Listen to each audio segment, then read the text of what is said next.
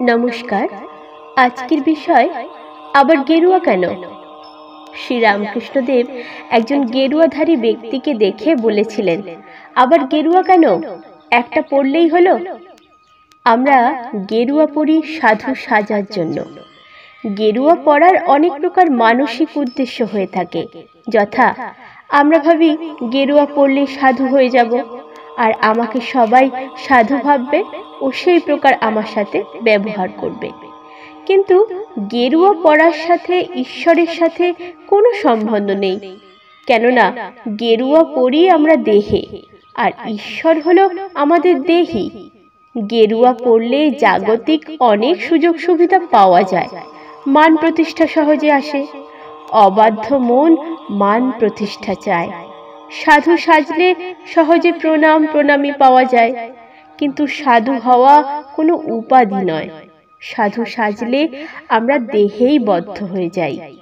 আমি সাধু এই অভিমান হয়, তাই বিশেষ যোগ্যতা ছাড়া সাধু সাজা উচিত নয়। কারণ সাধু সাজা ও সাধু হওয়া এক কথা নয়। কেননা সাধু সাজা দেহকে নিয়ে হয়ে থাকে, আর সাধু হওয়া দেহিকে নিয়ে হয়ে থাকে।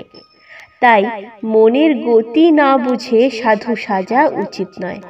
কারণ সাধু সাজা বাহ্য ব্যাপার ও সাধু হওয়া অন্তরীয় ব্যাপার। আমাদের নিজেদের জিজ্ঞাসা করা উচিত, আমরা সাধু সেজেছি কেন? কেননা গেরুয়া পরার সাথে ঈশ্বর প্রাপ্তির কোনো সম্বন্ধ নেই। তাহলে আমরা কাকে ঠকাচ্ছি? নিজেকে বা অন্যকে বা ঈশ্বরকে? তবে লোক শিক্ষার জন্য গেরুয়া পরা যেতে পারে, কিন্তু তার জন্য সেই প্রকার যোগ্যতার প্রয়োজন হয়। কিন্তু আমরা সেটা করি না বলেই সাধুদের প্রতি সমাজের খারাপ দৃষ্টিকোণ তৈরি হয়।